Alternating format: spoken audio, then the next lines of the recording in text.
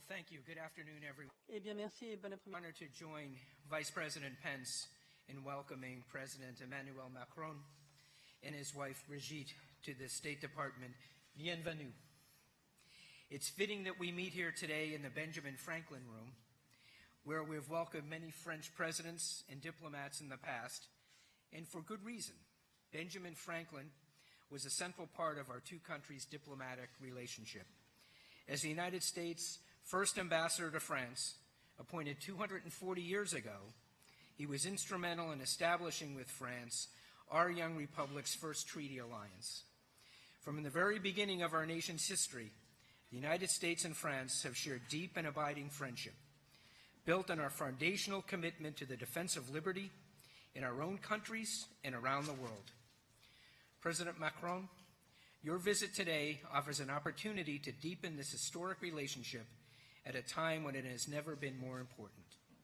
Today, the United States and France are, together, addressing global security challenges and supporting the democratic aspirations of people across the globe, as well as taking a firm, unapologetic stand against regimes that use despicable means, like chemical weapons, against their own people. Creating a more secure and prosperous future for ourselves, for our children, for our grandchildren, requires steadfast and willing partners. We are so grateful for President Macron. He is that partner and that leader. Fortunately, our countries also benefit from long-standing commercial and educational ties. Our economic relationship is robust and growing, with more than $1 billion in daily bilateral commercial transactions. And our education and cultural exchange programs serve as a foundation for fostering the deep people-to-people ties that bind the United States and France so closely. We are proud that the hallmark educational program between our two countries, the U.S.-France Fulbright, is one of the oldest and largest in Europe. The program just celebrated 70 years of engagement and has provided 20,000 American and French students with the opportunity to study, teach, or conduct research in each other's country. Of course, we know that our partnership is not just about the past, it's about the future. We look forward to working with President Macron to address the global challenges that lie ahead. With no further ado, please join me in a toast.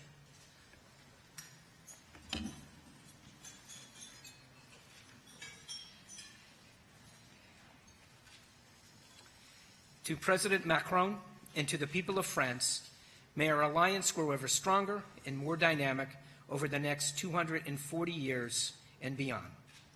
À vous très santé. Santé.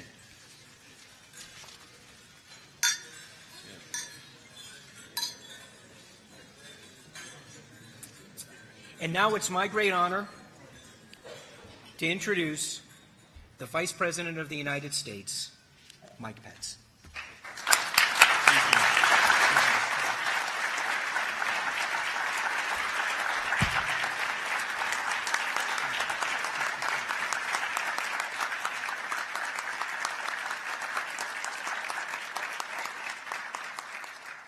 I want to thank our acting Secretary, John Sullivan, for those stirring words and for his warm hospitality here today at the State Department.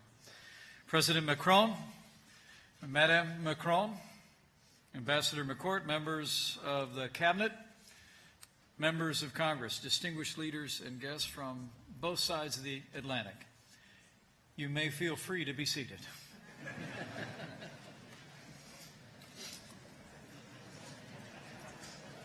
It is a great honor for me, as Vice President, to host you at the State Department today, Mr. President, as we celebrate the enduring friendship between the United States and America and the French Republic.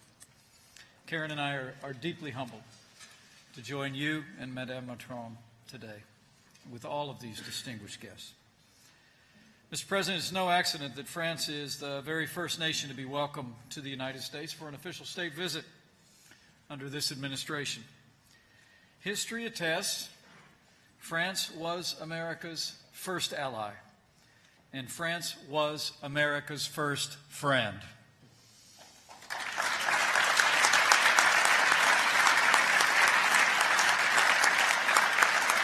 And as your visit demonstrates, under President Donald Trump, our cherished bond is only growing stronger. But, Mr. President, it's also not an accident that you, in particular, are the first leader to receive this high honor. As President Trump said earlier today, the two of you have a wonderful friendship that's evident for all the world to see today. And it is remarkable to think about the similarities that two of you share. Just like our president, you won an extraordinary victory. You upended the establishment. You're charting an inspiring new course for your nation. Just like our president, you're fighting tirelessly to restore prosperity for your people, enacting bold reforms by cutting regulations and cutting taxes, actions that even now are reviving the economy of France. And just as President Trump promised to make America great again, you promised to move France forward, en marche. And I know that everyone here will join me in applauding the historic progress that you and President Trump are making for both our peoples.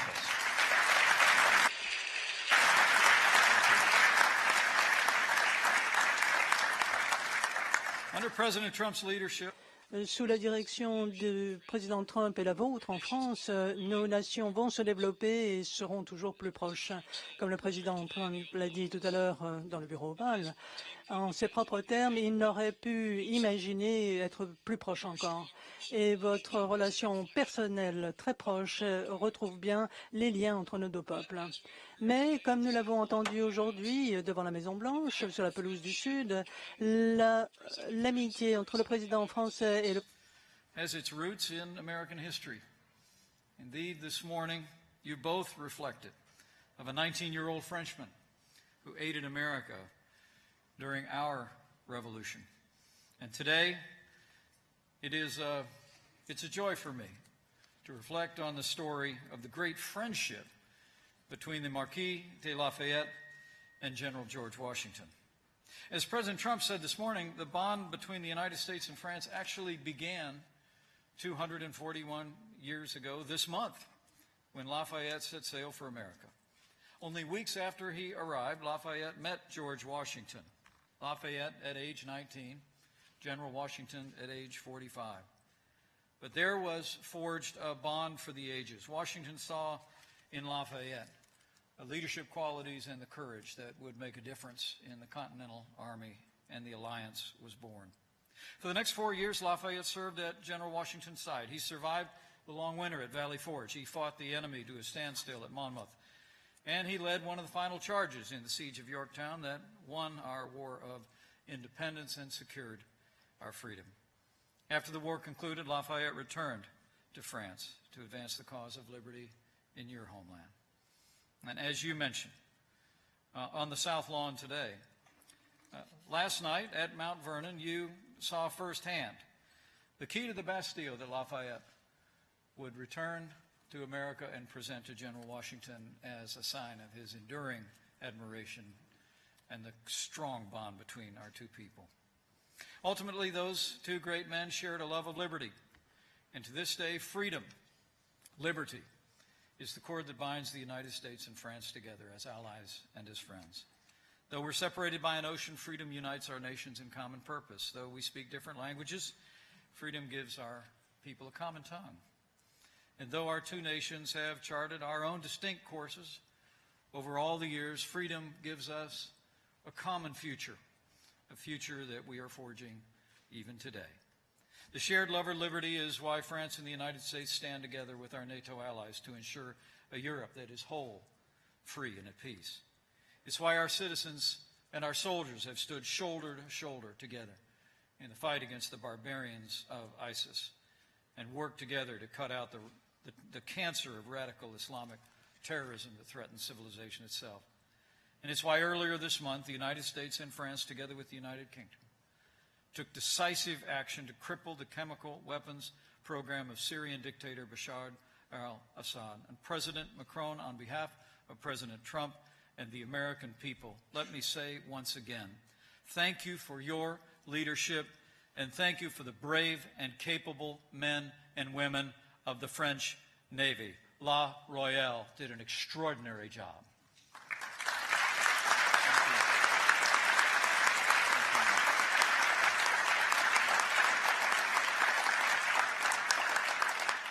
times like this in the life of both of our nations, it is heartening.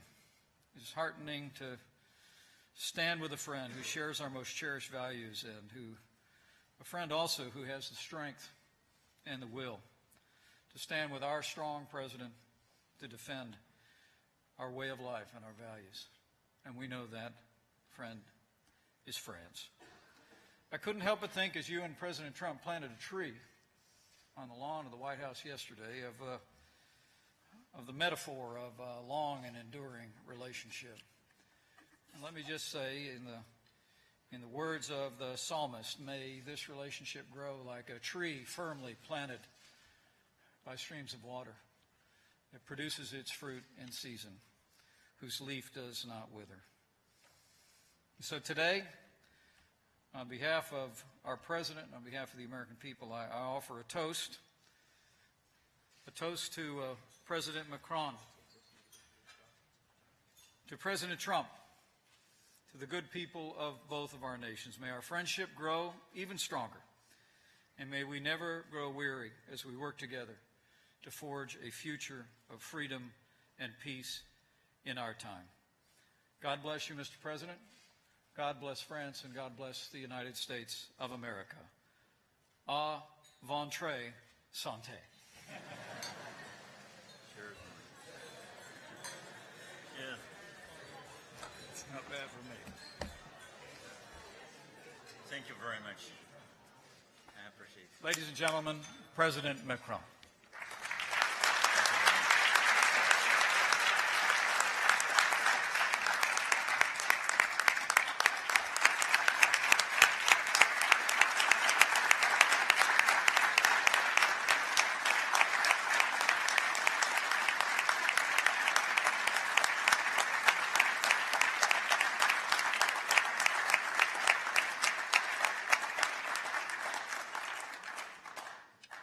Monsieur le Vice-président, Mr. Vice President, Madam Pence, Secretary of State, Madam Rodriguez, members of the American Congress and of the French Parliament, ladies and gentlemen. It is for Bridget and myself an immense honor, as well as for the whole of our delegation, to be together with you today in this temple of American diplomacy. A diplomacy which has for a long time been close to that of France. You both reminded us, Mr. Vice President and Secretary of State, reminded us of the deepness of our bonds, as illustrated by our contact with President Trump since we arrived yesterday. We've always been there for one another when it was about building a new free country. Some young French men came to support it because they'd found about the values of the United States. When on both sides of the oceans it was about defending that freedom, you joined us on the occasion of the First as well as the Second World War, where you stood with us to defend our values and this joint destiny. And all along these centuries, your diplomacy, and I apologize to the military present here, our defense is great because our diplomacy is great, and they strengthen each other. Your diplomacy has constantly been working with ours in order to build a coherent approach of the world. In this place, some major events for our modern peace have been prepared for or agreed upon. And this is in particular based on the friendship between our two countries, which has contributed to forging this Western world based on democracy, the freedom of individuals, and enable us to build the international order that we know. It is based upon a balance always fragile because it relies on the powers and counterpowers and what each and everyone does. But it is an indispensable balance for the world. An economic, financial, political order has been put together after the Second World War. Is it perfect? Probably not. Can it be improved? Definitely. Have we seen anything better? I do not think so. This order that we built, which your diplomacy contributed to, is the one which is in the name of our values, from the United Nations to the IMF and the World Trade Organization, and thanks to all of the international organizations we've put together, this order enables us to enjoy the framework for our cooperation and for defending our values. And this is what we're here to defend today. I will talk about it further tomorrow when I take the floor before the Congress. It is an honor for France, and I shall thank your country and President Trump for that. And I will say it once again. I believe in a modern multilateralism, a strong one, which knows how to be respected, how to build peace, and foster jobs as well. It's not about endless regulations. Neither is it about a new framework within which we would give up on the values, on everything we've taken so much time to build. So in this place, which is so important for the history of your country, as well as the history of our relationship, I'm well aware that I'm talking to leaders in a place where a lot of our future will be decided. I also would like to say a few words about our economic relations. Today are here with us many men and women who very much are in charge, thanks to their investments, of our economic bonds. And the United States of America, as a matter of fact, is the first foreign investor in France.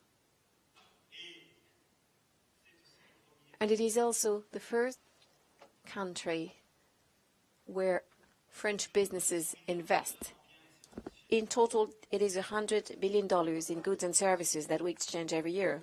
It is therefore a relationship based upon the strength of our economic relation, because there is always something more than the economy between our two countries, because it is our vision of the world, our values, our joint ambition, from distribution to finance, the energy sector, the defense sector, research, education, scientific cooperation. We have this strong bond. Over the past few months, we implemented on both sides of the ocean some major reforms which have brought about some new momentum to these exchanges. Since 2017, the United States is once again the first source of foreign investments in France, and I'm very pleased about it, and I would like it to continue. And I'm very pleased that some of you have, over the past few weeks and even today, have announced some huge investments in France in the field of tourism or the media, intelligence, artificial intelligence, the financial sector, the pharmaceutical sector as well. And I would like us to continue to work to that end. Investments. Investing in a business. Investing in human capital through education and training. This is absolutely indispensable for us to succeed. In France, we will continue to implement reforms and to transform the country in order to make it even more competitive, so that within the European Union, we can shoulder all of our responsibilities and support the necessary reforms in the coming months, and continue in education, in culture, in research, and in the business sector, continue to be the leader that we are, in order to